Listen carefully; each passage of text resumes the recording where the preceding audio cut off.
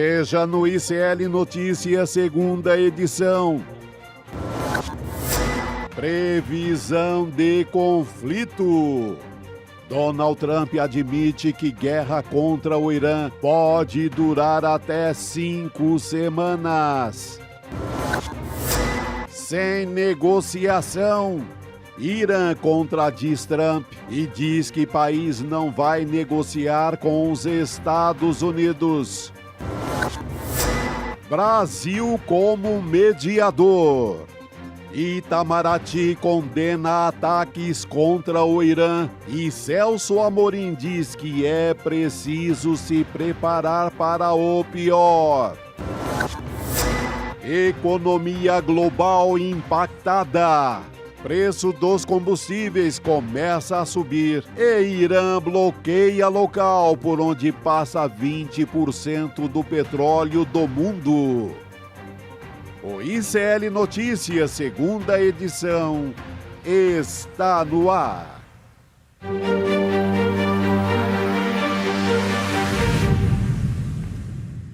Olá, boa tarde. Seja muito bem-vindo, seja muito bem-vinda. O ICL Notícias, segunda edição, está começando ao vivo em todos os nossos canais nesta segunda-feira, dia 2 de março de 2026. Já tenho aqui nos estúdios de São Paulo, aposto, Chico Sá, meu companheiro diário. Mais uma semana apocalíptica começando, agora um pouco mais grave, se espalhando pelo Oriente Médio. Boa tarde, meu amigo. Boa tarde, Gabriela. Boa tarde, audiência. A gente brinca de diário do fim do mundo e tal, mas agora com muito motivo, né? Motivo, bomba, explosão, confusão. E o Trump naquele papel que o nosso colega, o xará Chico Alves, colocou no portal do ICL Notícias. O miliciano do mundo. Isso. Ele é uma espécie de miliciano do mundo todo. Meu xará acertou total e vamos nessa. Se é que alguém ainda tinha alguma dúvida de que o Donald Trump não seria o presidente que pregaria pela paz, como ele tinha anunciado na campanha eleitoral, agora acho que essa... Se é que existia, né, essa dúvida, Chico, mas ele ainda... Uma fantasia, né? Havia um teatro de Comissão da Paz, quero ganhar o Prêmio Nobel da Paz, havia um teatro e havia também outra intenção que era cuidar dos norte-americanos, cuidar da população local, etc. Isso também está indo para o buraco. É isso. Chico, para avisar a nossa audiência, estamos atualizando as informações minuto a minuto. Isso vai acontecer aqui no N2.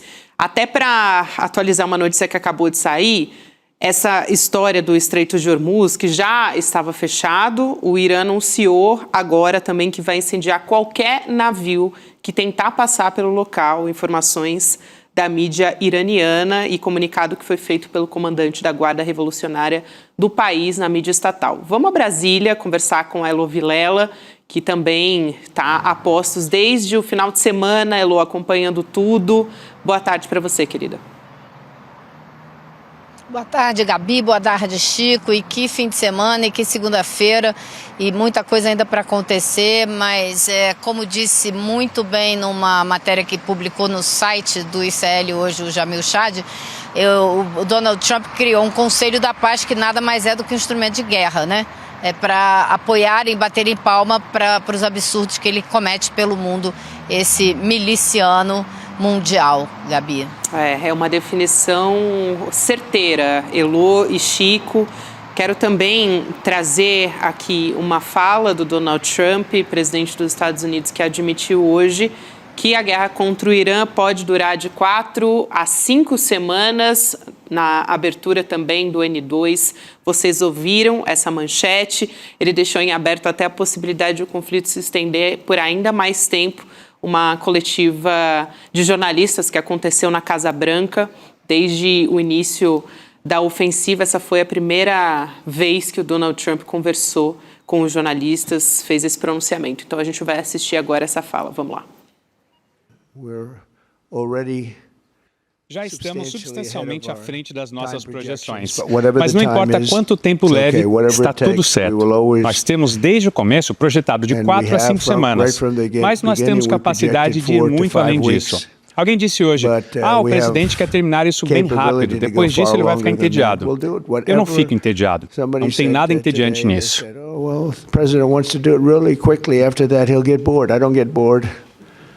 Aí você ouviu a tradução do Ricardo Gouveia. Elô? Pois é, você vê que ele já está falando na possibilidade de uma guerra de longo prazo, e isso é perigosíssimo. Agora, é um problema para ele também, especialmente porque tem eleição de meio de mandato no fim do ano, e quanto mais tempo essa guerra se prolongar, pior será para o próprio Donald Trump. Eu queria chamar, eu sei que a gente vai discutir melhor essa coletiva com o Jamil Chad, então eu queria chamar a atenção para um aspecto que eu acho que que Jamil vai tratar de outros, que foi a maneira como ele fez essa aparição. Ele não deu uma coletiva, ele chamou a imprensa para acompanhar uma cerimônia na qual ele homenageou veteranos de guerra e trouxe homenageou um veterano que já morreu da Segunda Guerra Mundial, trouxe um veterano da guerra do Vietnã e um veterano da guerra do Iraque. Então, o que ele está fazendo, né? O tempo todo ele fez ali falando do nosso exército, que é o melhor do mundo, que é maravilhoso, que isso e aquilo. Ele está puxando o saco das Forças Armadas, que ele está jogando nessa aventura. Então, ele fez toda uma presepada com as Forças Armadas, porque ele sabe que existe divisão lá dentro. Ele sabe que ele usou de expedientes bastante duvidosos para fazer uma limpa no Pentágono e tirar a turma séria, como disse o professor Trevisan hoje, tirar os adultos da sala e deixar a turma que vai bater palma para qualquer coisa que ele decidir fazer. Então ele estava fazendo toda essa puxação de saco das Forças Armadas para ver se consegue mais adesão numa hora que ele sabe que uma missão de guerra como essa, sem propósito definido, sem um claro motivo para a população dos Estados Unidos e para as Forças Armadas, trará problemas para ele quanto mais tempo essa guerra se prolongar. Exatamente, Chico. E ele fala que não vai ficar entediado. Claro que não. Todo dia ele tem uma história... Um caos diferente todos os dias. Ele tem um caos novo por dia. Então, óbvio que ele não vai ficar entediado. Mas que há uma certa decepção assim, na reação do modo que o Irã está enfrentando a história, há. Porque ele chega a espalhar, Elô, que o Irã pediu para negociar. Eu creio que ali era o inconsciente dele, era a vontade, era o desejo que se resolvesse muito rápido para ele partir para uma nova brincadeira com o mundo.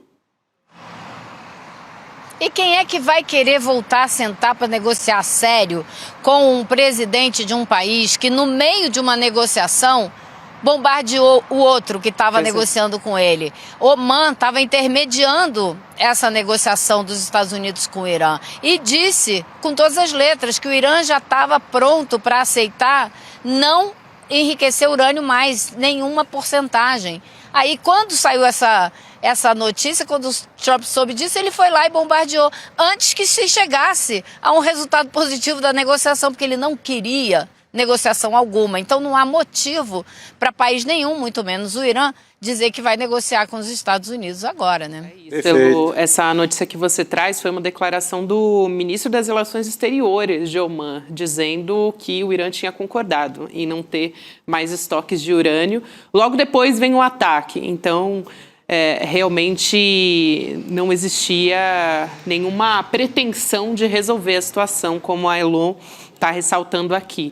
Quero trazer o posicionamento do governo brasileiro diante desses ataques, que foi de condenar. Em nota, o Ministério das Relações Exteriores expressou grave preocupação com a situação, lembrou que os bombardeios aconteceram em meio a esse processo de negociação, como a gente vem conversando aqui, e para o Itamaraty, o diálogo é o único caminho viável para a paz, é uma posição tradicionalmente defendida pelo Brasil.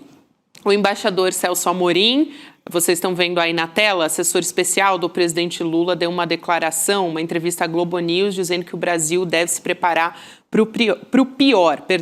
Abre aspas. Ninguém é juiz do mundo. Matar um líder de um país que está em exercício é condenável e inaceitável. Devemos nos preparar para o pior. É o que alerta o Celso Amorim. Aliás, um dos nossos especialistas mais experientes em relações internacionais, né, Chico? Se o Celso Amorim está preocupado, acho que todos nós temos que nos preocupar também. É um bom termômetro. O Celso Amorim conhece como ninguém, já esteve envolvido em negociações com o próprio Irã em relação à bomba atômica, então tem um longo repertório. Se ele está assustado, quem somos nós, né, para não estar também? Elô. E o pior, na opinião dele, né, o que ele está querendo dizer com isso, é a guerra se alastrar, como já está se alastrando. Exato. E pode se alastrar ainda mais. A gente já tem ataque numa base americana no Chipre, uma base britânica no Chipre, e o Chipre faz parte da OTAN. Então, por enquanto, a OTAN diz não tem nenhuma resposta do coletivo da OTAN por conta disso, mas, né, até que ponto a gente vai ver esse tipo de reação? Essas coisas podem escalar e podem escalar muito rápido. O posicionamento da França, da Grã-Bretanha e da Alemanha é muito ruim. Em vez de fazer uma condenação veemente dos Estados Unidos, eles contemporizam, porque, na verdade, se colocam ao lado da ideia de que é preciso derrubar o governo do Irã. Então, é tudo bastante complicado e o número de atores envolvidos é cada vez maior. Então, isso é muito perigoso. Da Europa só se tem um pronunciamento assim, mais firme do Pedro Sánchez, do governo espanhol, de mais ninguém, né? Foi todo mundo ali nessa linha tanto quanto vergonhosa. Isso. Eu queria trazer mais uma notícia aqui, Elô, a gente vai atualizando minuto a minuto, nós temos atualizações. A Embaixada dos Estados Unidos na Jordânia foi desocupada temporariamente, pelo que eles disseram que é uma precaução devido a uma ameaça não especificada. Então, tem vídeos que circulam em grupos de WhatsApp na Jordânia e era possível ouvir uma mensagem de alerta de segurança sendo transmitida pelos alto-falantes da embaixada. Agora também é essa notícia que acaba de sair sobre a Embaixada dos Estados Unidos na Jordânia. E acho que, conforme a gente vem conversando desde o começo do programa, dá um termômetro de como talvez os Estados Unidos não tivessem a dimensão da resposta do Irã, né? Achavam que um isolamento, um enfraquecimento impediria uma resposta dessa magnitude que vem sendo feita. Gabi, também, além do teatro da guerra ali no Oriente Médio, você vê o perigo rondando cidades como Nova York, onde o prefeito, preocupadíssimo, já reforçou a segurança nos edifícios mais simbólicos ou maiores. Então, não é uma resposta que vai acontecer somente ali no teatro da guerra. Ela pode acontecer em Paris, em Berlim, em qualquer das grandes cidades do mundo. Então, esse é que é o perigo. Exatamente, Elô. E essa região, somente a ignorância histórica dos Estados Unidos, que não é surpresa para ninguém, porque ela se revela e se reafirma a cada momento que a gente passa, né? Mas essa ignorância histórica que leva à possibilidade deles acharem que seria tranquilo que num ataque desses eles modificariam o sistema de governo no Irã, que está estabelecido há décadas, é muito estruturado, muito firme.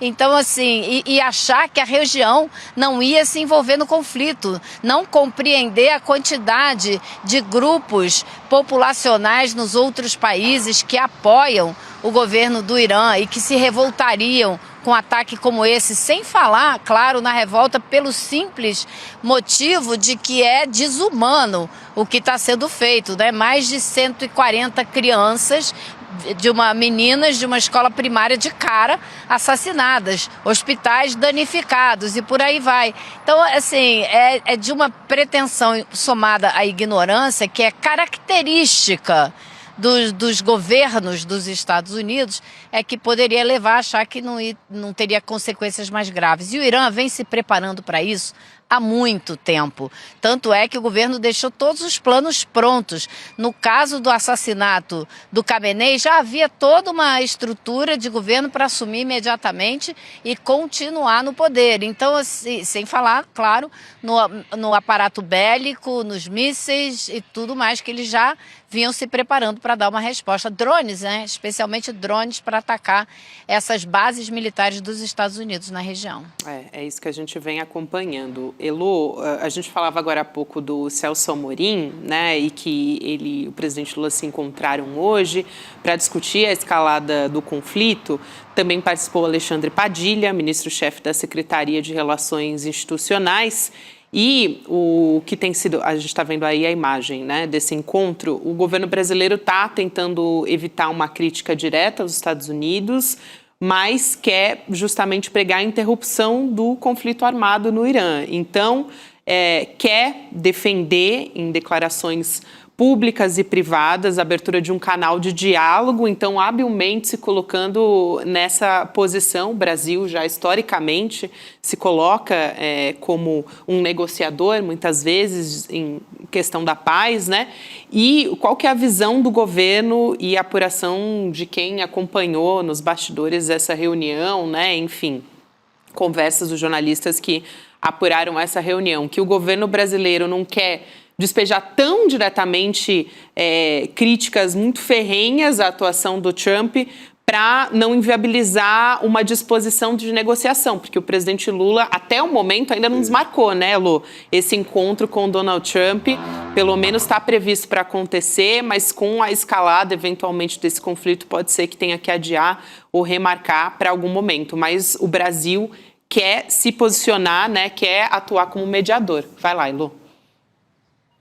Na verdade, o Brasil e os Estados Unidos ainda não marcaram nem desmarcaram esse encontro, né? Eles estão tentando fechar a data. Inclusive, essa foi a conversa aqui no Palácio do Planalto na semana passada. Existe toda uma conversa, olha, data tal, eles estão tentando acertar a data. Em princípio, algo ali em torno da segunda quinzena desse mês ainda. Mas essa data ainda não foi fechada. E como ela ainda não foi fechada, diante de tudo isso que está acontecendo nesse momento, pode ser que a ideia seja jogar um pouco mais para frente esse encontro, mas de qualquer forma parece que já é um entendimento que surgiu dessa conversa do Celso Amorim com o presidente Lula pelo telefone hoje, foi de que o Brasil, o presidente indo a Washington realmente, essa data sendo fechada, que claro que esse assunto será tratado. A gente não sabe em que pé estará o conflito, a agressão, no momento em que o Lula estiver em Washington, mas ele tratará, se ainda estiver acontecendo, tratará disso e se oferecerá, segundo foi apurado, como mediador, possível mediador desse conflito. O Brasil, que como vocês sabem, no governo anterior do presidente Lula, chegou a fechar um acordo com o Irã para resolver o problema da produção de armas nucleares, um acordo que ia retirar do Irã urânio enriquecido, tudo acertado, tudo fechado. O Barack Obama deu de ombros, claro, porque não foram os Estados Unidos que fecharam o acordo e não quis saber. E o Brasil fechou tudo que o governo dos Estados Unidos queria, foi conversado antes sobre isso, e fechou tudo e eles simplesmente desprezaram o acordo que o Brasil e a Turquia fecharam com o Irã naquela época. Então, agora ainda por cima, com o governo Donald Trump, quem é que imagina que o Trump vai aceitar o Brasil como mediador de um conflito desse? Acho muito difícil, mas essa parte de evitar críticas diretas aos Estados Unidos para amenizar a coisa já ficou patente. A segunda nota que o governo soltou já não fala no nome dos Estados Unidos, já condena os ataques às bases americanas na região, que foi a resposta que o Irã deu. Então, o Brasil já começa a se colocar aí como um país que não está de um lado nem de outro, porque pode, assim, intermediar algum tipo de conversa. É isso. Você queria comentar? Não, eu acho que tem que ser essa habilidade mesmo agora, né? Uma posição, há sim uma posição firme, né? Via Itamaraty no primeiro momento, de condenando, que isso eu acho que é uma resposta política, e em relação ao Trump, negociação, habilidade. E o Lula tem isso no currículo, no repertório, que é essa negociação com o Irã. Não deu certo na época, mas é alguém que conversou sobre um assunto delicadíssimo. Aliás, o mesmo assunto de agora. A mesma desculpa do Trump de agora. Então, não chega com falta de assunto. É alguém que tem uma experiência com o Obama de 2009 em relação à mesma pauta. Exatamente. Elô, bom trabalho por aí em Brasília. A gente se vê de novo em breve, querida. Tá joia. Até amanhã. Até. Boa noite, Elô. Aliás, falando nessa questão de como o Brasil está se colocando, O embaixador do Irã no Brasil, Abdullah Nekonan, disse hoje que Teherã agradece o posicionamento do governo brasileiro, que, num primeiro momento, condenou essa ofensiva dos Estados Unidos e de Israel contra o território iraniano. A gente tem aqui também uma crítica do embaixador ao Donald Trump, dizendo que ele rasgou o acordo nuclear com o Irã em 2018 e que a intenção nunca foi armas nucleares. Então, a gente tem essa fala, essa entrevista foi concedida à nossa repórter, a Manuela Borges, lá em Brasília. Vamos assistir. O presidente dos Estados Unidos pensa que é o rei do mundo e, de forma explícita, eles manifestaram que não buscam um acordo nuclear. O que eles buscam é uma mudança do governo. Aí, Chico, a fala, né, esse posicionamento, aliás, você estava falando sobre esse posicionamento histórico do Brasil, mas também me faz pensar de como Lula foi hábil no momento em que todos os países, né, muitos diziam, aliás, muitos políticos aqui no Brasil diziam que o Lula tinha que subjugar os Estados Unidos no momento que estava sofrendo as sanções e taxação, o Lula soube negociar em pé de igualdade sem deixar de fazer crítica aos Estados Unidos. Então, só para citar mais um exemplo de como o Brasil se coloca... Tem que manter essa firmeza, mas não vai assim ser... porque fica muita gente mais à esquerda, dentro da esquerda brasileira, meio que cutucando ali, achando que o Lula está com uma posição muito moderada. Gente, no meio desse conflito, eu acho que se pronuncia por notas, por comunicados oficiais, via Itamaraty, via diplomacia, como foi feito no primeiro momento, condenando o ataque, e, no paralelo, negociação total com o Trump. Porque vai criar uma zona de conflito agora dentro dessa bagunça toda no mundo, no ano de eleição no Brasil? Para quê? É isso mesmo. Vamos seguir, Chico, tem muitos desdobramentos ainda nessa história, como já disse aqui para vocês, vamos trazendo as atualizações minuto a minuto, conforme as informações vão saindo. Hoje de manhã tivemos a análise do professor de Relações Internacionais, o Leonardo Trevisan, sempre um luxo contar com as análises do professor, e ele estava explicando a situação a partir da guerra, né?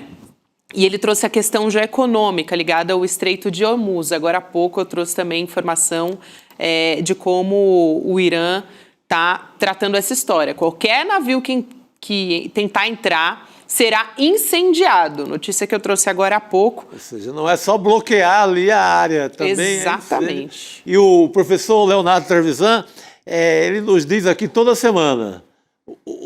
Ele previa isso assim toda semana do fechamento do Estreito de Hormuz, né, que era uma coisa quase natural e automática, que é o que acabou acontecendo hoje. Exatamente, Chico, bem lembrado, o professor já vinha alertando para isso. O Estreito é uma via entre Irã e Omã, que liga o Golfo ao Mar Arábico, e é a rota por onde circulam diariamente cerca de 20% do petróleo e gás consumidos globalmente.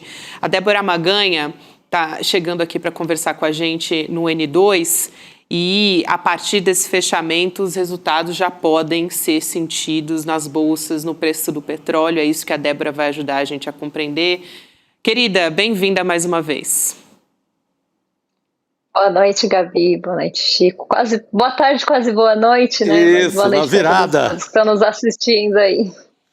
Débora, o que a gente observou economicamente falando, né? Quais foram os movimentos, principalmente ligados ao petróleo? A Débora esteve no N1 também, fazendo alerta a respeito disso, sem contar que isso pode se refletir em outros países, né? O inverno chegando na Europa, enfim, o gás fica mais caro. O gás acho que já estourou na Europa hoje. Exatamente. O petróleo, né, ele sempre é o primeiro a responder nesses casos, porque lá não é só, né, o Oriente Médio, o Irã, não é só uma região produtora de petróleo muito importante no nosso mundo, como também é um local estratégico de logística, pensando no petróleo e outros navios. Claro que a gente sempre pensa no petróleo de primeira, porque lá passa praticamente quase um terço, né, um pouquinho mais de 20% da produção global de petróleo passa pelo Estreito de Hormuz, que tem, né, essa proximidade, fica ali no Golfo, tem essa proximidade com o país e já não é a primeira vez que a gente tem casos como esse e casos que acabam levando a isso. Talvez não necessariamente ao bloqueio em outros momentos, mas em rotas logísticas mudando justamente pelo risco que se tem de navegar ali quando a área está em conflito. Claro que agora a gente tem um adicional, que é justamente essa ameaça do Irã de atear fogo em quem tentar, em quem se aventurar ali, passar, qualquer navio que tente cruzar o estreito, o Irã disse que vai atear fogo. Então, isso deixa muito explícito aí esse risco, que é navegar por esses mares estreitos e golfos nesse momento. E não só isso, os navios vão ter que desviar essa rota. A partir do momento que eles têm que desviar a rota no Estreito de Hormuz, eles precisam fazer um caminho mais longo. Isso implica em fretes mais caros, porque caminhos mais longos levam a fretes mais caros. Fretes mais caros vão também impactar no preço do petróleo. Então, a gente tem duas forças atuando para essa alta. A questão logística, e aí questão logística, inclusive, considerando outros produtos de navios que possam passar pela região, e o próprio preço do petróleo refletindo o conflito numa região produtora, que tem petrolíferas. Então, isso faz com que o preço aumente, mesmo que a gente tenha outras forças tentando atuar de forma contrária, como, por exemplo, a OPEP, que anunciou no próprio dia 1º que iria aumentar a produção para abril. Isso ainda é uma produção que vai ser aumentada no mês que vem, então a OPEP ela tem esse controle artificial do preço do petróleo, ela consegue controlar a oferta do petróleo, se ela produz mais, se ela produz menos, e aí considerando os países membros e o clubinho adjacente ali à OPEP, e isso faz com que você tente diminuir essa alta, mas num primeiro momento, quando se tem um conflito, a alta ela vai acontecer, ela é bastante visível e foi o que a gente viu hoje, o petróleo subindo quase 10% na abertura, mantendo esse patamar durante o dia, se não 10%, mas 8%, e as nossas empresas ligadas às commodities aqui como a Petrobras, surfando essa onda, inclusive virando o Ibovespa para o positivo durante a tarde. Petrobras subiu 5%, né? Em torno disso.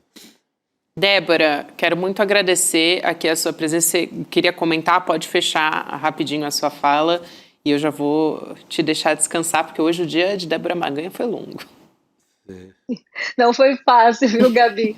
Mas a única coisa que eu queria comentar em relação à Petrobras é que o mercado começa a pintar nessa alta da Petrobras por conta de receita, por conta de fluxo de caixa, como se fosse positivo. A gente precisa só fazer uma distinção do que é positivo para o mercado e o que é positivo para o bolso do brasileiro. Uma persistência da alta do petróleo pode trazer pressão inflacionária por conta da nossa dependência de malha rodoviária. Então, isso pode começar a pressionar o nosso bolso num segundo momento por conta de fretes e chegar a nós como alta de preços mais variados. Excelente. Muito bom. Débora Maganha desmistificando, trazendo todas as informações a respeito de como é que esse conflito está impactando, pressionando a economia global. Obrigada, querida. A gente se vê numa próxima. Até mais. Eu que agradeço. Até mais. Até mais, querida. Rodrigo Viana, chegando aqui na nossa mesa redonda do N2. Rodrigo, boa noite para você primeiro. E o urgente hoje realmente estava urgentíssimo. Hoje foi pesado, né? Desde o sábado, né? Dias e horas muito pesados para a gente que lida com a notícia. E a gente já vai trazer o Jamil Chad, né? Para atualizar, analisar inclusive a fala de Donald Trump lá na Casa Branca. A gente já adiantou um pouquinho no ICL urgente, mas importante a gente analisar. O Trump já sinalizando que vai estender a guerra. Ele já dá um calendário ali de até 5 semanas, mas já diz que pode ir mais. E mandar mais tropas significa que não vai resolver só com um ataque aéreo, né? Então, é um momento muito perigoso, né? Porque um império em crise, um império que não aceita um mundo multipolar e que está tentando se impor agora na força bruta total. Acabou o soft power, né? Não existe mais aquela fase do soft power de você se impor vendendo uma ideia de prosperidade. Olha como o capitalismo é legal. Olha como o American Way of Life é bacana. Não tem mais essa. Exportar aquele estilo de vida, aquela ideia. Acabou. Agora é na base da força bruta. Então, um império que faz isso mostra a sua força, mas mostra uma certa fraqueza também, porque não tem convencimento, a não ser o porrete puro e simples. Quem não tem arma atômica está sob risco no mundo inteiro, e é o recado que a gente viu também esse fim de semana no Irã. Né? É isso. Rodrigo, a gente também está trazendo informações minuto a minuto aqui, conforme saem as atualizações. O secretário de Estado dos Estados Unidos, o Marco Rubio, disse: espero que o povo iraniano consiga derrubar o governo. Eles estão transferindo, né, como se fosse uma vontade do povo iraniano. Desde que aconteceram os primeiros ataques, o Donald Trump e também o Netanyahu tem dito que a ajuda chegou ao povo iraniano. Né? Mas o que a gente viu na rua, né, Chico? Claro que teve uma outra manifestação pequena de comemoração, mais fora do Irã do que dentro eu vi. Eu vi em Londres alguma coisa e tal. Mas dentro do Irã eu vi muito mais manifestação de apoio e de lamento pela... Essas aí são de apoiar o ataque com bandeiras de Israel e tudo. Mas dentro do Irã, o que nós vimos em Teherã nas últimas horas, manifestações gigantescas lamentando a morte do Ali Khamenei, manifestações de apoio, e o ataque que vem de fora, nesse nível que foi, pode acabar unificando mais um povo iraniano que estava descontente em parte com o governo, mas que também não quer uma intervenção. E um Estado que é organizado, não é um Estado personalista como era o Saddam Hussein no Iraque. Aqui é diferente, é um Estado muito enraizado, um sistema de político muito enraizado nas bases da sociedade iraniana. E eu acho curioso também, depois o Jamil vai analisar, Chico, mas a gente pode adiantar um pouquinho aqui, dizer, o Marco Rubio diz isso, que o povo se levante contra o governo dos ayatolás. O Trump não falou isso na coletiva de hoje. Ele vai muito mais por vamos fazer ação, vamos derrubar, vamos bombardear, vamos acabar com a marinha do Irã. Então ele não fez hoje o chamamento pela derrubada do governo do Khamenei. Foi mais numa linha de vai demorar, não vai ter... Não vai ser assim, atacou, cortou a cabeça do chefe, acabou o governo. Não é isso. Talvez o cálculo fosse esse, né? Que pelo menos ficasse mais dividido o país. Não ficou. Não ficou. Não me parece, pelo menos. Não. Você pegar, assim, analistas iranianos, assim... Pega todos. Hoje eu peguei ali, para um grande jornal que flerta com uma certa neutralidade em algum momento. New York Times, assim, todo mundo dividido. Não há um consenso de que a maioria pela queda do regime. Não há mesmo. Não tem. E até a mancha das manifestações dá para mostrar que é maior de apoio. Muito maior. Se pegar a fotografia, infinitamente maior também de apoio. Então não foi a moleza que eles achavam que iam ter. Talvez a aposta seja bombardeando muitos e muitos dias seguidos, por cansaço, talvez eles consigam arrancar uma espécie de uma rendição negociada aí do governo iraniano, mas por enquanto não é o que nós estamos assistindo, e a pressão do lado dos Estados Unidos também começa, porque é isso, se gasolina sobe, começam a chegar caixões dos soldados, já teve soldado morrendo no porta-aviões, né?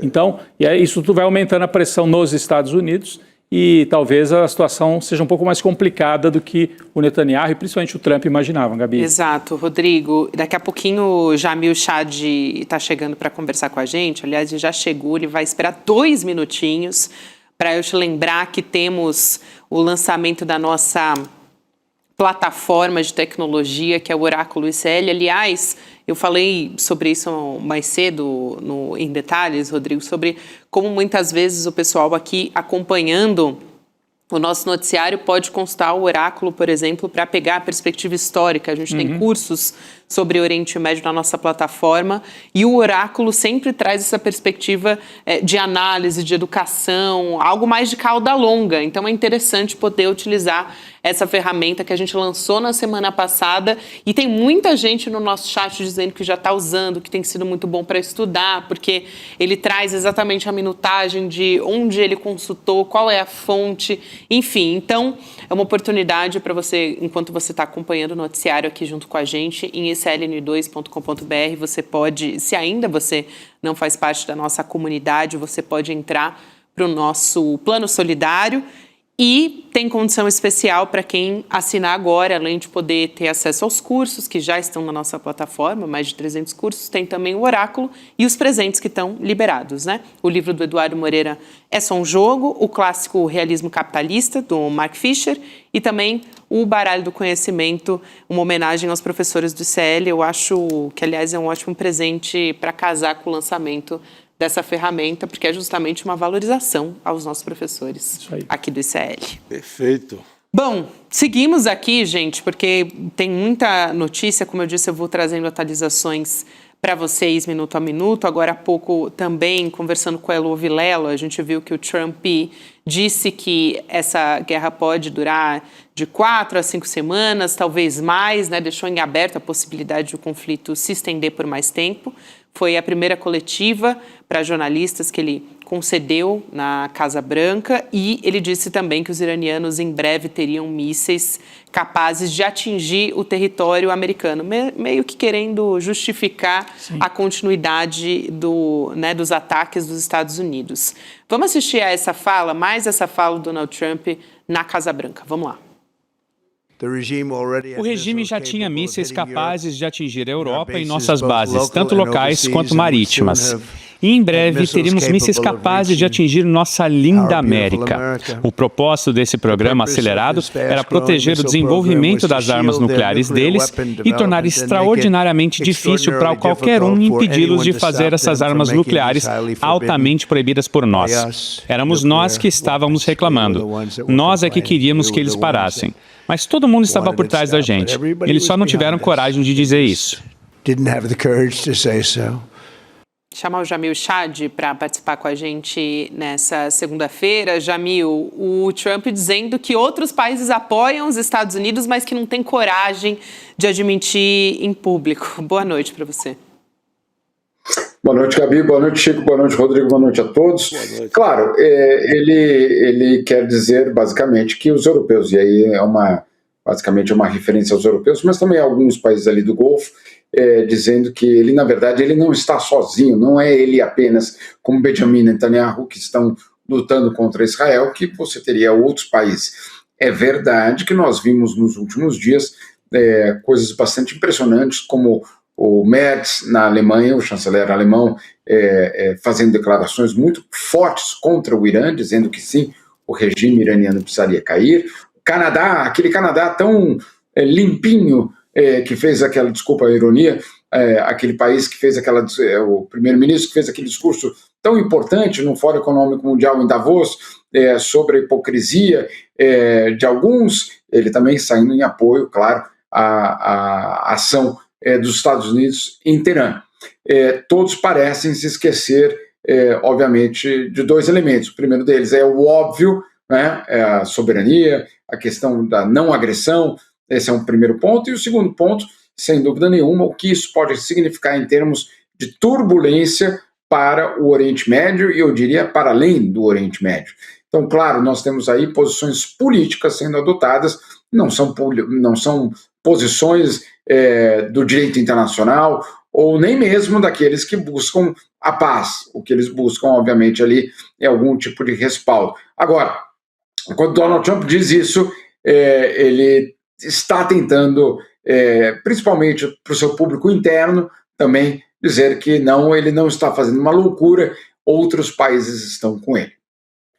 Jamil, falando dos países europeus, assim, uma passada rápida que eu dei aqui, Gabi, o único país assim de peso um pouco maior que se manifestou contra o ataque dos Estados Unidos foi a Espanha, né? Que inclusive se recusou a ceder bases de reabastecimento dos aviões dos Estados Unidos, e esses aviões foram retirados. Os aviões tiveram que se retirar. Tiveram que se retirar lá da base espanhola. Assim, uma posição firme do governo. Você falou que o Canadá deu para trás, né? Mas a Espanha não. O governo do Sánchez, né, que é do PSOE, é um governo de centro-esquerda, moderado, mas firme nessas questões internacionais. Foi o único grande país assim, de mais peso na Europa que se manifestou, condenou, né, o bombardeio a Teherã, apesar de dizer que não apoia o regime dos ayatolás, aquela coisa que a gente já está acostumado a ver, né? Agora, o Trump, ao fazer essa sinalização, de que pode durar 4, 5 semanas. Gabi, vou só já adiantar um outro tema aqui que a gente ia trazer para o Jamil. Ele, inclusive, está dizendo que poderia enviar tropas terrestres, é isso mesmo? Deu essa sinalizada, porque daí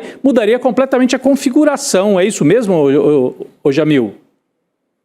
Olha, primeiro, em relação à Espanha, é isso mesmo, Rodrigo. A Espanha é o único grande país europeu que basicamente disse, não, vocês não vão usar as minhas bases para justificar um ataque ou para servir de infraestrutura logística para um ataque contra um outro país. Então, essa é uma posição, na verdade, o Pedro Sánchez vem adotando várias posições, por exemplo, na OTAN, de se recusar a dar 5% do seu PIB para o rearmamento, como pediu Donald Trump, exigiu Donald Trump. Então tem várias posições do governo espanhol muito enfáticas em colocar algum tipo de freio nos mandos e desmandos de Donald Trump.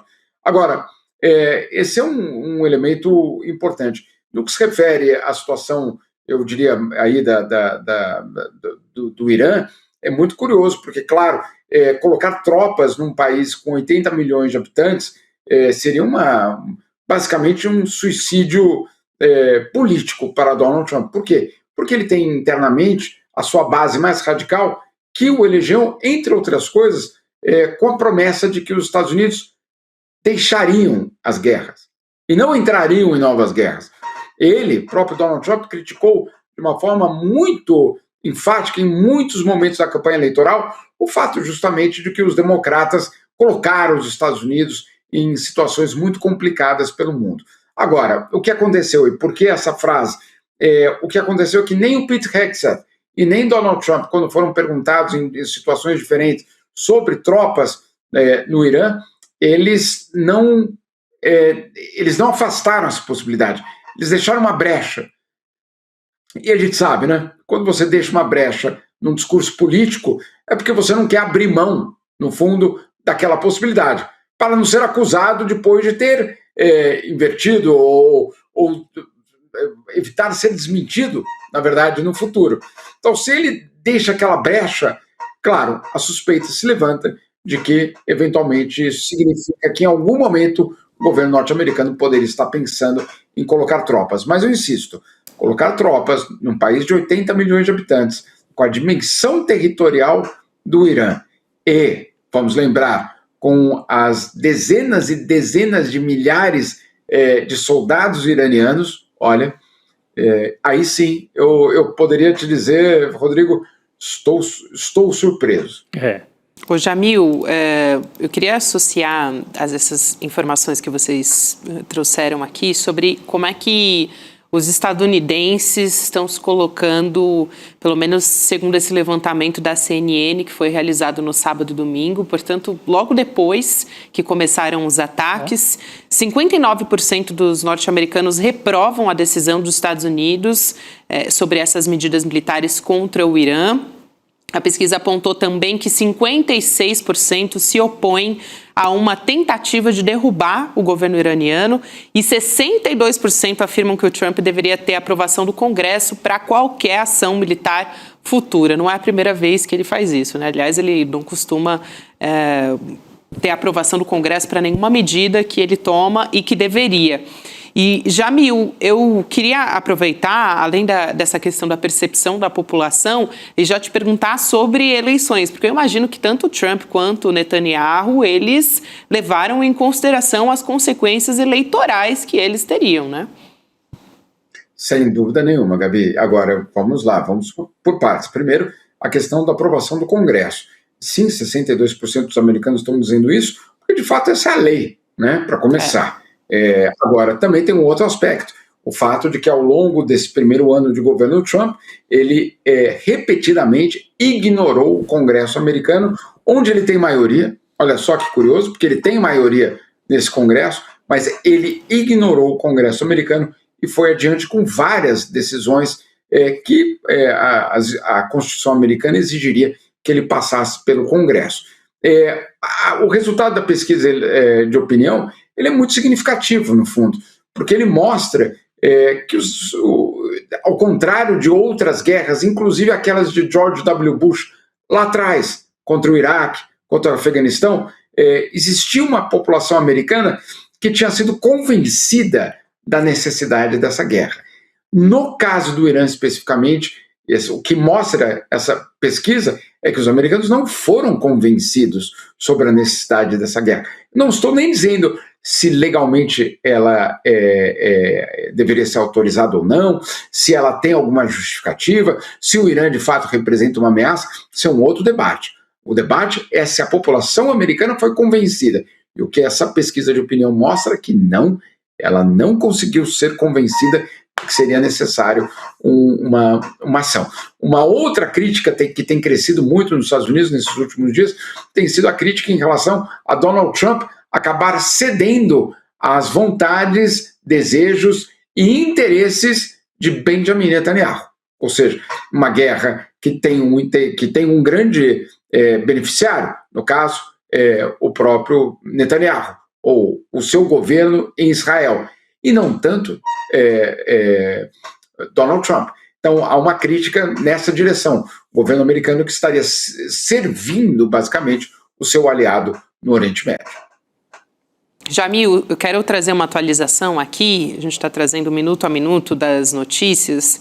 O Exército dos Estados Unidos afirmou que 6 militares americanos foram mortos no conflito. Foi uma publicação no X do Comando Central dos Estados Unidos dizendo que recuperaram recentemente os restos mortais de 2 militares que estavam desaparecidos numa instalação que foi atingida durante os ataques do Irã na região. E aí, só para trazer, já que eu estou trazendo números aqui, o Exército dos Estados Unidos também disse que atingiu mais de 1.250 alvos no Irã desde o início da operação, que foi no sábado.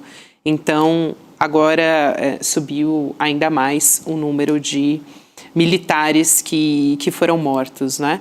E como a gente falava antes, Rodrigo, Chico e Jamil, talvez os Estados Unidos não tivessem a dimensão de respostas que o Irã daria desde o início, né, quando começou. Essa é uma questão até para o Jamil ajudar a gente a fazer a leitura. É claro, quem vai fazer um ataque desse tipo coloca todos os passos seguintes na mesa, desenha cenários possíveis, o que vai acontecer, o que não vai.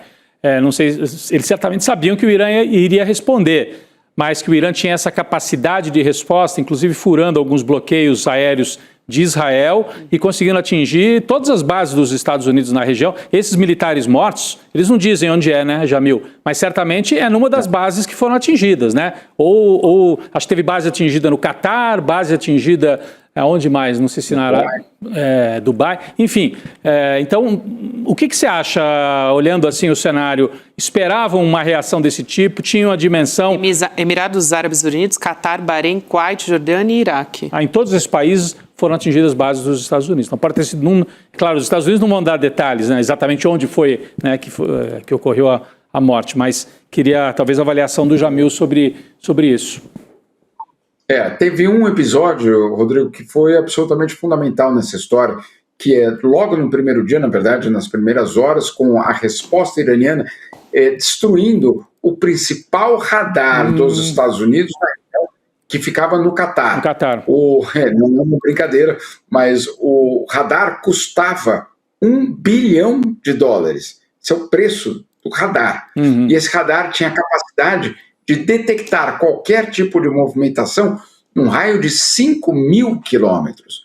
Então era realmente uma proteção que o governo americano tinha, não só o governo americano, mas claro, compartilhava essa informação com seus aliados na região, justamente para detectar qualquer tipo de lançamento de míssil ou de drone que viesse justamente do Irã. Agora, claro, muitas perguntas. Primeiro, esse super radar foi atingido por um drone de $30 mil, né? Então, curioso, como é que esse drone conseguiu furar essa barreira?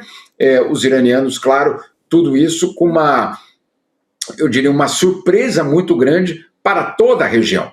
Essa surpresa para a região desmonta uma outra tese, não só da fortaleza americana e israelense, mas aquela ideia de que Doha, Dubai e tantas outras cidades ali são absolutamente impermeáveis, que elas são cidades que, apesar de estar num local muito tenso do mundo, elas garantem uma segurança absoluta. Não é isso que nós estamos vendo, né? Inclusive, os milhares de turistas que estão presos justamente naquela região são basicamente testemunhas do fato de que não há uma garantia absoluta. Olha só que curioso, Rodrigo, a escola dos meus filhos, justamente, se eu não me engano, no sábado ou no domingo, mandou um comunicado para todos os pais, avisando que justamente muitas famílias da escola estavam presas nesses aeroportos, nessas cidades. Por quê? Porque foi férias agora aqui na Europa, na semana passada. Foi uma semana aqui de férias escolares, e muitas famílias, não é que eles foram para Dubai, ou para os Emirados, ou para Doha, escala, mas usam exatamente como escalas para vários locais da Ásia, vários locais da África, inclusive também. Né? Se você quer ir para o sul da África, por exemplo, para a costa leste da África, o caminho, entre aspas, mais fácil é você pegar um voo da Emirates até qualquer uma dessas cidades e dali fazer o percurso. Então, muita gente presa nesses hubs que pareciam absolutamente seguros. Então, também é outro mito que se desfaz, claro, com tudo isso que está acontecendo. O Irã, de uma forma muito impressionante, surpreende no que se refere à sua capacidade militar e à coesão do seu governo. Por quê? Porque nós tivemos aí, segundo pelo menos os americanos, 49 comandantes mortos, incluindo o Khamenei, né, o Ali Khamenei. Se você colocar isso em qualquer outro lugar, seria absolutamente devastador em termos de gestão, em termos de coesão do Estado daquele país. E, portanto, o Irã se mantém. Ou seja, eles sabiam, obviamente, sem dúvida nenhuma, que essa era uma possibilidade, e todo um processo de transição foi imediatamente colocado, foi adotado, um novo Ayatollah foi escolhido de forma interina para ser o líder supremo, de forma interina, sem dúvida nenhuma, e o país, pelo menos, segue. Não estou dizendo que vai ser para sempre assim e que vão resistir até o final. Não é isso que eu estou dizendo, mas, pelo menos por enquanto, é impressionante o fato de que simplesmente tudo isso aconteceu e nós ainda temos um governo no Irã. Então, claro, é um sinal para os americanos. De repente, é por isso, pelo menos essa suspeita de alguns diplomatas com os quais eu conversei, eventualmente é por isso que Donald Trump, por exemplo, deixou de falar de mudança de regime desde né? Agora à tarde não se ouviu isso na Casa Branca mais. Não. Nem na coletiva dos militares, do comando militar, e nem na coletiva do próprio Trump. Não falou de troca de regime. Não. A Gabi trouxe mais cedo o Marco Rubio ainda insistindo um pouco nessa tese, né? Mas para não desmoralizar, o Trump começa a tirar o pé. Vai parecendo uma derrota, né? Se o objetivo era aquele, você não atinge pelo menos no terceiro, quarto dia... Até teve aquela história, né, que o governo Trump anunciou que o Irã estava disposto a negociar, e logo depois eles falaram, não estamos dispostos a negociar, né, depois dos ataques. Acabou de sair... Vai lá, Jamil, depois quero trazer uma notícia quente que chegou aqui também. Ótimo. Então, Gabi, só porque quando o Trump, então, falou mais cedo naquele evento na Casa Branca, ele citou os 4 objetivos da guerra. Uhum. Primeiro, destruir as capacidades de mísseis do Irã. 2, aniquilar a marinha iraniana. 3, impedir que o Irã obtenha armas nucleares. E 4, garantir que o regime iraniano não possa financiar grupos armados na região. Não houve mudança de regime. Perfeito. Então, os 4 aí. Isso aí está na matéria do Jamil lá no site, esses 4 listados eu vi mais cedo. Isso, é isso. Jamil, agora há pouco também o Emmanuel Macron, o presidente da França, se pronunciou anunciando um aumento do arsenal nuclear para proteger a Europa justamente depois desses ataques, né? Então, no momento em que o conflito está se expandindo no Oriente Médio, na Ucrânia também o Macron anunciou esse novo esquema nuclear que vai incluir 8 países europeus, entre eles o Reino Unido, a Alemanha, e a França é a única potência nuclear da União Europeia. Então é quase que um contrassenso, né? O Trump falando em querer diminuir, e a gente sabe que não é exatamente esse o objetivo do Donald Trump, mas tanto ele quanto o Netanyahu justificam os ataques com esse objetivo. Agora também a França se pronunciando a respeito disso, e a tendência é que outros países queiram também se proteger em algum sentido, né? Sem dúvida, e na verdade, claro, é uma tendência que a gente já vinha vendo nas últimas semanas com uma corrida armamentista em vários lugares do mundo. Essa corrida armamentista ganha um novo significado, um novo impulso, eu diria, com o que está acontecendo, claro, no Irã. E, claro, não só a França, mas os países europeus pensando numa espécie de escudo nuclear para a Europa. Claro, tudo isso é extremamente preocupante, claro, por conta do que significa você ter um escudo nuclear ainda mais reforçado. Você não cria apenas para não usá-lo, né? Eventualmente, se for necessário, vai ter de ser utilizado, mas não é só esse o problema é porque, claro, esse dinheiro vem de algum lugar, e normalmente são os programas sociais e principalmente os programas ambientais que vão ver o desaparecimento desse dinheiro, e esse dinheiro vai ser colocado na militarização, basicamente, de muitos desses governos. Então, a militarização ela não é só perigosa por conta do que ela significa, mas também por conta de onde vem o dinheiro. Eu conheço muitos ambientalistas, pessoas que lideram ONGs, ONGs, ativistas, que estão extremamente preocupados porque sabem que o financiamento, principalmente europeu, para a agenda ambiental pode desaparecer. Jamil, tem uma outra notícia que a gente quer repercutir aqui com você, que é a seguinte, estava até constando aqui o Rodrigo nos bastidores, se ele também tinha visto alguma atualização sobre isso, Chico, porque a Guarda Revolucionária do Irã diz que atingiu o gabinete do primeiro-ministro de Israel, Benjamin Netanyahu, e, de acordo com os iranianos, os disparos atingiram pontos estratégicos como o próprio escritório do Netanyahu e estruturas militares israelenses. O jornal The Times of Israel diz que o governo desmentiu o ataque e o jornal diz que não houve registro de pontos atingidos por bombardeios em Jerusalém. O Netanyahu visitou hoje a cidade de Beit Shemesh, onde os bombardeios iranianos mataram cidadãos israelenses. E Israel desmentiu, mas também não mostrou imagens a respeito disso, né? Isso que eu queria saber, se eles chegaram a, depois, nos últimos minutos, né, a trazer imagens para justamente dizer, desmentir com imagens, né, com provas. Eu acho que se tivesse tudo absolutamente limpinho, eles teriam mostrado o Netanyahu lá dentro do gabinete. Mostraram que o Netanyahu está intacto, são as imagens dele percorrendo os destroços nessa cidade de Beit Shemesh, né, que é uma cidade que foi a mais atingida pelo bombardeio iraniano. Então ele caminha no meio dos destroços, dá uma entrevista ali, Chico, no meio dos prédios destruídos, mas não tem a imagem do Benjamin Netanyahu. Não sei também se por proteção, para não revelar. Por estratégia, né? Vai mostrar o mapa ali. Você não vai mostrar exatamente onde fica o primeiro-ministro. Mas, de qualquer maneira, não há imagens do escritório dizendo, está intacto, é mentira, está aqui, Não.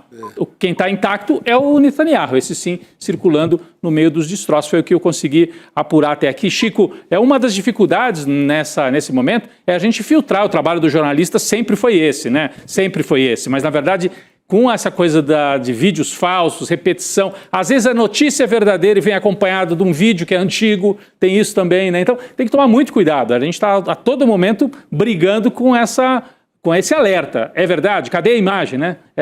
Não é fácil a gente decifrar e dar todas as respostas assim rápidas. O grande trabalho é ver se o vídeo é falso ou verdadeiro, se é daquela localização ou não. Tem sido o grande trabalho da mídia no momento. E sobre o Netanyahu, eu não sei se o Jamil tem atualizações, né, quanto a isso. O Irã diz que atingiu o prédio, a mídia israelense diz que não. Então, não sei se dá para a gente ter uma medida exata do que aconteceu exatamente, Jamil. Não, confesso que não tenho, e não temos nenhum meio para verificar se esse prédio foi atingido. Sei que hoje, mais tarde, se eu não me engano, 9 da noite, do horário de Washington, Benjamin Netanyahu vai dar uma entrevista para um meio norte-americano. Confesso que também não sei qual.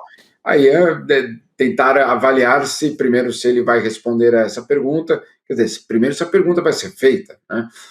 Se ele vai responder essa pergunta e se de repente essa entrevista vai ser também no gabinete dele ou onde será essa entrevista. Então tudo isso, obviamente, vamos acompanhar. O fato é de que nós não temos nenhuma confirmação, sabemos que ele está atuando não há nenhum tipo de sinalização de que ele tenha sido atingido por absolutamente nada. Jamil, eu também queria falar um pouco sobre a sua coluna no nosso site. O Rodrigo até citou agora há pouco, né, sobre a expansão da guerra, né? Então, Israel iniciou ataques ao Líbano, anunciou também a morte de Hussein Makled, chefe do quartel-general de inteligência do Hezbollah, num ataque aéreo. Enquanto isso, o porta-voz das Forças Armadas israelenses disse que todas as opções seguem em aberto ao ser questionado, quando ele foi questionado sobre a possibilidade de uma operação terrestre no Líbano. Então, é isso que você trouxe. Até, aliás, é uma dificuldade, né, Jamil? Pois a gente tem atualizações a respeito disso a qualquer momento, fazer um consolidado de todas essas informações, mas existe essa expansão que hoje, desde o começo do dia, tem ficado bastante claro. O Líbano, né? Sendo chamado para a guerra. Na verdade, o Líbano sempre corria esse perigo. Alguns achavam que isso teria passado, porque, claro, o Hezbollah foi enfraquecido ao longo dos últimos anos. E vamos só lembrar, antes de um ataque ao Irã, o que fizeram americanos e israelenses foi justamente enfraquecer os aliados do Irã na região. Então, o Hamas, claro, em Gaza, extremamente enfraquecido, o Hezbollah extremamente enfraquecido no Líbano e os Houthis no Iêmen também. O Irã tinha construído essas, eu diria, bases externas ao próprio território iraniano como um escudo de defesa. Isso foi feito. Então, o que fizeram israelenses e norte-americanos ao longo dos últimos 2 anos, eu diria, foi desmontar essa defesa externa do Irã. Mas mesmo assim, o que nós vimos foi que depois, claro, da morte do Ali Khamenei, principalmente, o Hezbollah fez um ataque à cidade de Haifa, em Israel. Em retaliação a esse ataque em Haifa, o que nós vimos foi basicamente Israel ampliando os ataques no Líbano, pedindo a evacuação de 50 cidades libanesas. É muita coisa, não são 2 ou 3 pequenas cidades, são 50 cidades que foram ordenadas a serem evacuadas porque seriam alvos de ataques. Tivemos aí mais de 50 mortos, o dia acabou com mais de 50 mortos só no Líbano e mais de 200 feridos. Então, claro, nós temos uma situação de uma guerra que se espalha. Ela se espalha porque, sim, cada um desses atores tem os seus aliados na região. E aí esses aliados são convocados, basicamente, para agir. E aí nós temos a situação dramática de um conflito que ganha contornos regionais. Esses contornos regionais, eles não param apenas ali, no Líbano. Eles, por exemplo, afetaram hoje, durante o dia, o Chipre. O Chipre, que fica no Mediterrâneo, uma ilha no Mediterrâneo, que tem uma base britânica. A questão é que o Chipre faz parte da União Europeia. Então, de fato, nós já estamos falando, no fundo, de um ataque a um país membro da União Europeia. Essa complexidade da situação. Essas imagens que vocês estão vendo são, claro, os libaneses tentando sair das suas cidades ou que foram colocadas no mapa de Israel para serem evacuadas, ou daquelas pessoas que, obviamente, não querem permanecer em Beirute ou nas grandes cidades e tentam fugir principalmente para as montanhas no Líbano e fugir dessa situação. Jamil, aqui também quero complementar as informações que você traz, né? No Catar, 2 drones vindos do Irã atacaram instalações de energia do país. Os drones atingiram uma central elétrica e um complexo de tratamento de gás, segundo o Ministério da Defesa do Catar. A gente está vendo as imagens aqui na tela. Os Emirados Árabes Unidos e o Catar já estão pressionando aliados para que ajudem eles a convencer o Donald Trump a buscar uma saída rápida para acabar com o conflito. E uma avaliação de autoridades do Catar, que foram ouvidas, essas autoridades, pela Bloomberg News, aponta que se as rotas de navegação na região continuarem afetadas até o meio dessa semana, então está logo ali, vai ter um aumento significativo nos preços do gás natural, bem maior do que o aumento de hoje, que a gente já registrou aqui e que conversamos até com a Débora Maganha a respeito disso. No Kuwait, 3 caças americanos foram abatidos acidentalmente num chamado fogo amigo, segundo o Exército dos Estados Unidos. Como é que é isso, o Jamil, esse fogo amigo? Na verdade, pelo menos é a informação que foi dada, que foi o próprio sistema de defesa antiaéreo do Kuwait que abateu os aviões americanos. Então, essa é a informação que nós temos. Não temos nenhum iraniano dizendo que foram eles tampouco, né? Então, pelo menos essa situação é a que existe pelo momento. Não sou eu que digo isso, mas em todas as guerras a verdade é a primeira vítima. Então temos que ter muito cuidado com todas as informações e também com as não informações, né? Com as conclusões que nós gostaríamos de tirar de um lado ou de outro, mas que não são corroboradas por absolutamente nenhuma fonte oficial. O outro detalhe, claro, de uma guerra, e aí não só de uma guerra, mas de uma forma geral, e esse é um trabalho da imprensa que muita gente, às vezes, isso é até bom que você tenha trazido esse questionamento, Gabi, porque, de fato, o jornalismo exige muito investimento. Por quê? Porque nós dependemos, por exemplo, de agências de notícia que estão em Doha, em Dubai, no Kuwait, no Iraque, em Israel, no Líbano, no próprio Irã, etc., etc. Isso custa muito dinheiro. Para quem tem a impressão de que nós produzimos e a informação produzida ela é de fácil produção, não é exatamente assim.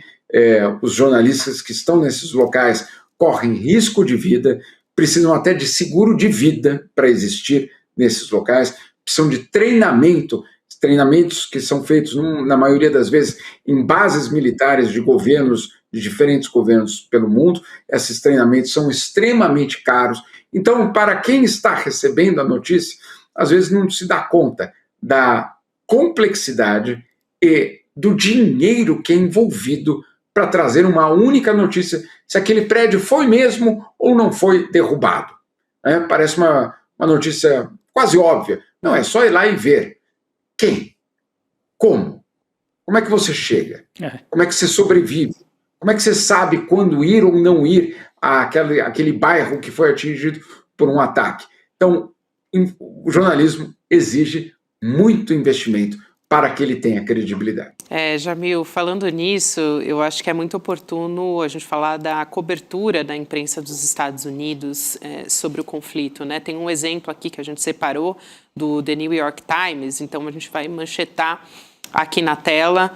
A gente tem aqui 9 mortos, né? É a manchete de cima, para quem está me acompanhando por imagens. 9 mortos em cidade israelense, perto de Jerusalém, após ataque com míssil iraniano. Depois, embaixo, tem uma dizendo, né? O Irã afirma que dezenas de pessoas morreram num ataque à escola. Então, a gente tem, quando a gente está falando de um ataque que matou crianças numa escola, a notícia diz, né, dá o crédito à informação do governo iraniano, não diz quem foi que fez o ataque, né? Quem é o autor. Não tem agente. A gente não... morreram, bombardeio, assim, caiu a bomba lá para cá. É o que faz a imprensa brasileira sempre também nesse conflito, né? Tem repetido. E no outro caso, já aponta o Irã como responsável pelo bombardeio, né? Já dá como certo. Sim, na primeira manchete, se puder colocar de novo, 9 mortos após ataque iraniano. Isso. Né? Aí, na de baixo, se fosse equânime, deveria ser dezenas de crianças assassinadas após ataque israelense ou dos Estados Unidos e tal. Tem que ter o agente. E o correspondente na parada, né? Fica uma manchete sem agente, sem sujeito quase ali dessa ação de morte, né? Então, essas escolhas dizem muito sobre a cobertura também. Né? Não é por acaso. Acho que o Jamil quer comentar também esse tema, certamente. Não, sem dúvida. E esse é um exemplo que vocês trouxeram, mas a imprensa americana, mas eu diria ocidental inteirinha, tem exemplos desses diariamente sendo produzidos. E eu gostaria de recomendar aqui para vocês que leiam o Eduardo Said. Eduardo Said, um palestino intelectual, já morreu há algum tempo, mas brilhante na sua análise de como o Ocidente olha o Oriente, de como o Ocidente não olha de forma ingênua ou, eu diria, neutra o Oriente, e aí o Oriente Médio, mas também qualquer outro tipo de cultura.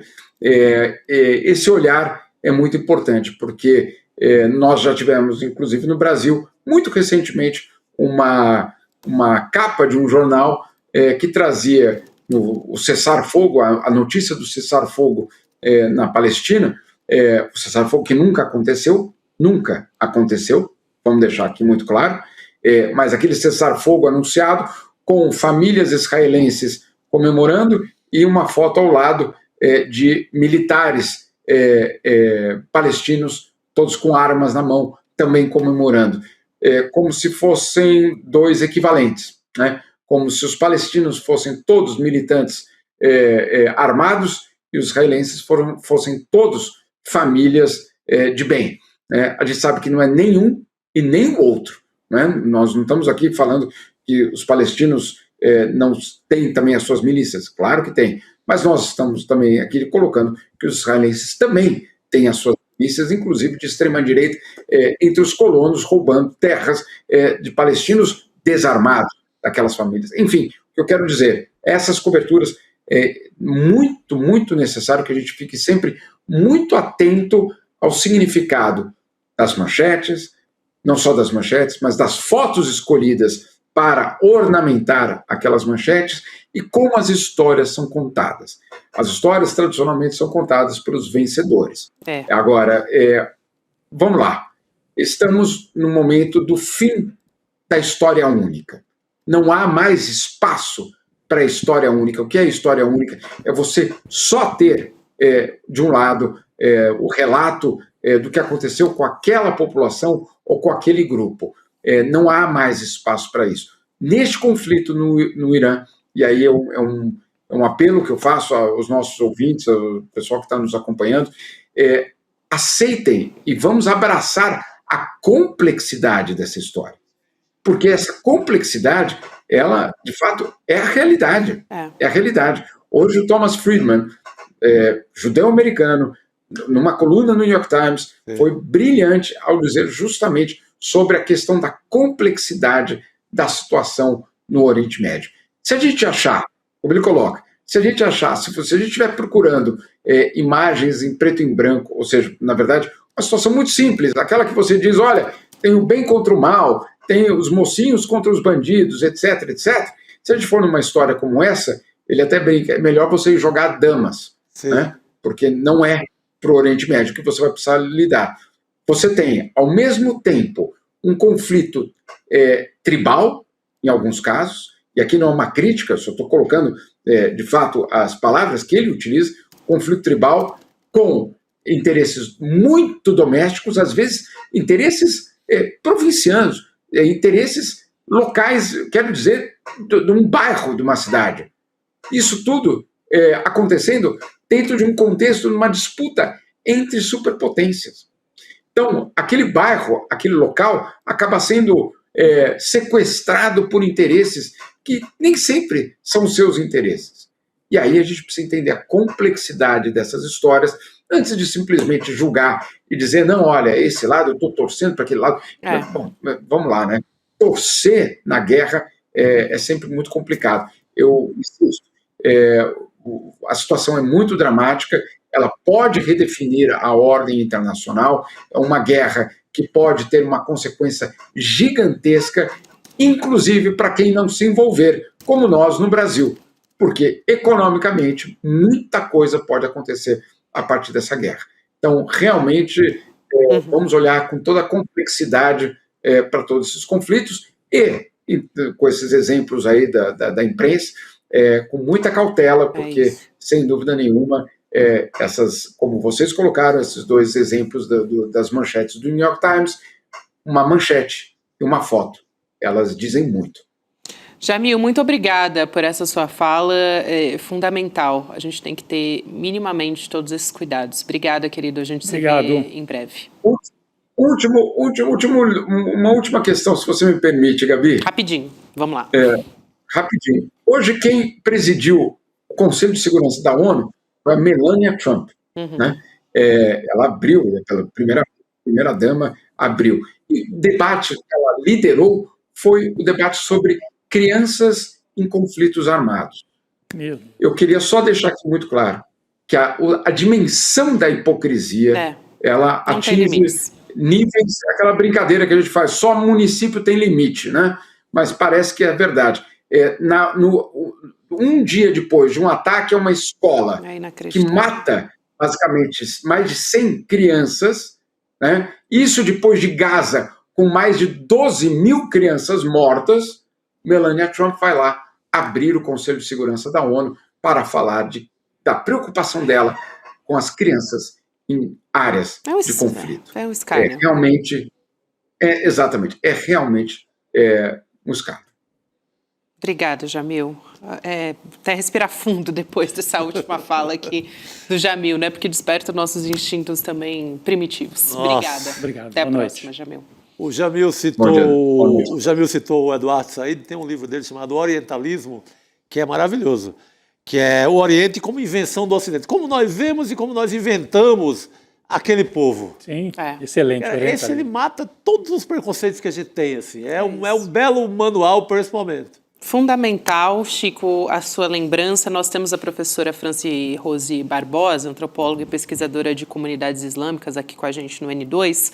Muito rapidamente, só tem um recado. O Chico Pinheiro, entrevista, está de volta, então já está com notícias, aliás, entrevistas novas aqui. Olha. E hoje o nosso convidado é o Michel Alcoforado, que está com um livro novo, assim, excelente, imperdível. Vou mostrar um trechinho da fala deles para você saber o que te aguarda depois do N2. Vamos lá.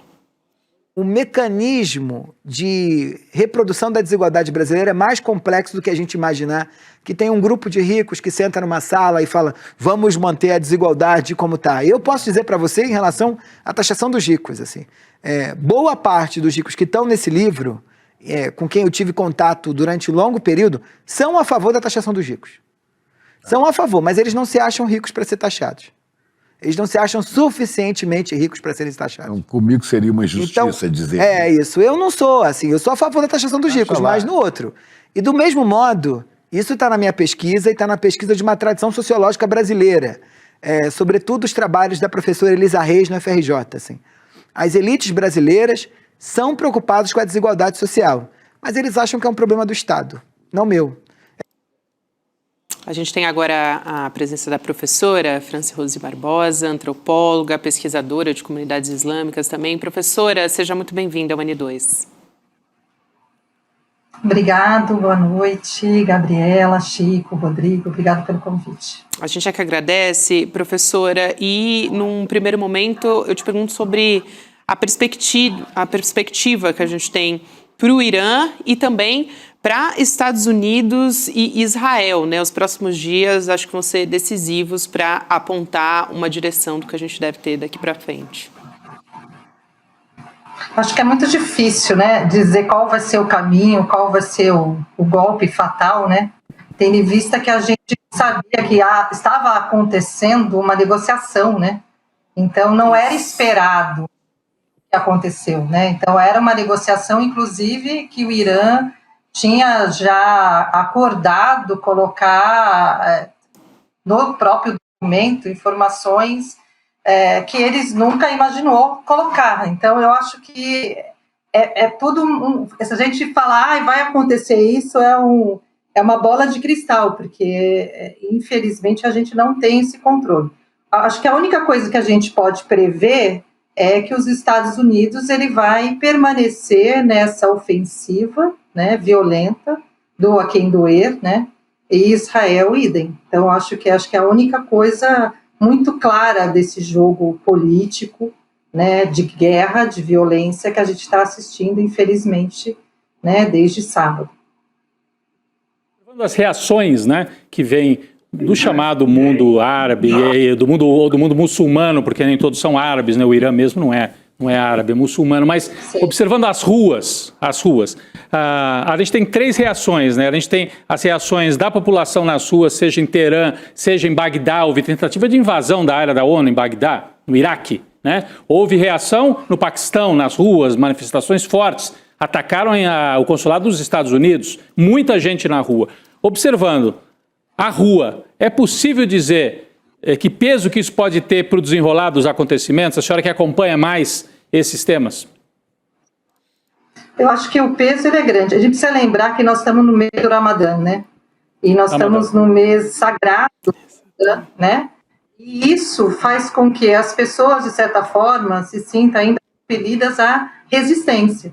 Então, eu penso que toda essa movimentação que houve no Paquistão, por exemplo, deve ter sido membros da própria comunidade Shia, né?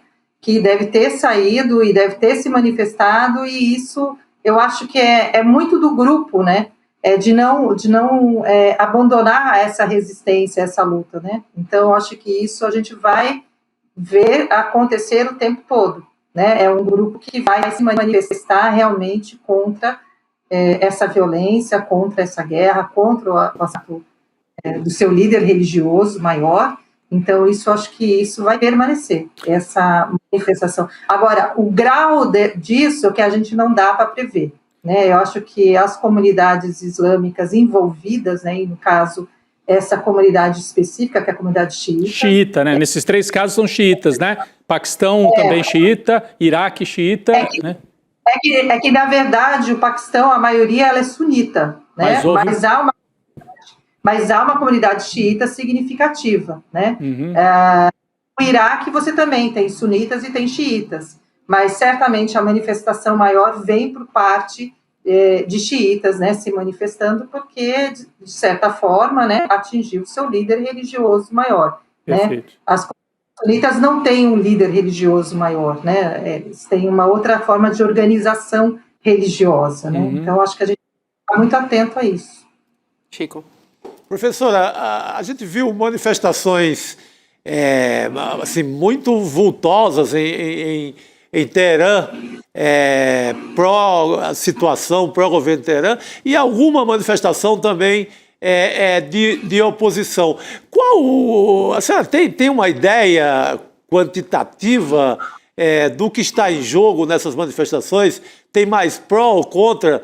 Eu tenho visto, não vi até agora, nada que tentasse quantificar ou que mensurasse minimamente para a gente ter uma ideia aqui no Brasil de como estaria essa disputa nas manifestações, de apoio ou não ao governo. Na rua.